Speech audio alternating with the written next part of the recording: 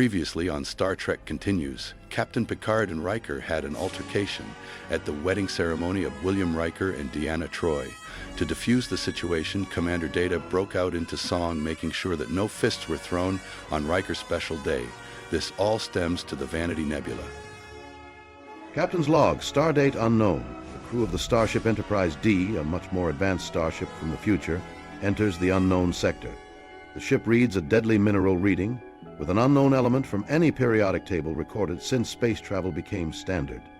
Captain Robotboid sends his fellow Captain John Luke McClane, saving his life from the deadly nebula element which would destroy every species if they were exposed. The element was in the middle of a chemical process, which needs time to ferment and develop into its final form. Captain Robotboid sacrifices himself for the entire crew and passengers of the Starship Enterprise D.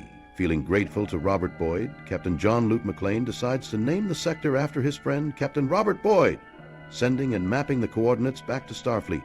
Once the chemical process was complete, the Robotboid sector became a neutral zone, the acidity levels normalized and became safe. The Vanity Nebula was at the core of its sector with a gravitational pull for all things beautiful, hence being given the name the Vanity Nebula. Scientists studied the dust in the nebula. As more and more starships visited the Vanity Nebula from Starfleet, the more beautiful the nebula becomes, sometimes with neon pinks and ultraviolets, projecting some of the most beautiful views you could ever see in the galaxy. A war with a microscopic species erupted, the Speclatrons. Eventually a peace deal was settled, and we Starfleet entered negotiations to agree to peace. Once it was achieved, the Speclatrons, in a sign of forgiveness, offered to rebuild a droid version of Robotboid to replace what they had taken away from Starfleet.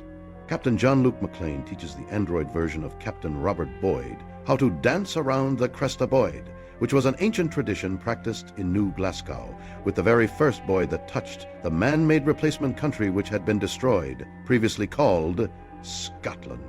Riker, angry at the replacement, discusses with Captain McClane that his very presence is terrifying the rest of the crew on the Enterprise, and that some people are going to the Starfleet unions to report an injustice with the replica of Robotboid existing without any safety guarantees.